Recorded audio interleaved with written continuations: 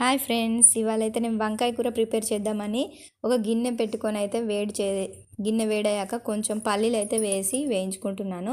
వంకాయ కూర gravy curry అయితే బాగుంటుంది, గుత్తి వంకాయ కాబట్టి నేనైతే పల్లీలు అయితే ఫస్ట్ వేసి, పల్లీలు వేగడానికి టైం పడుతుంది కాబట్టి కొంచెం అయితే వేయించుకుంటున్నాను.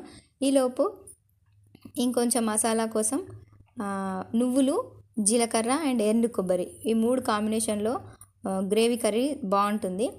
ఈలోపైతే నేను వంకాయలను అయితే ఘాట్లు పెట్టుకొని ఇలా ఉప్పేసిన వాటర్లో అయితే పెట్టుకున్నాను, లేదంటే నల్లగా అయిపోతాయి కదండి, అందుకనే.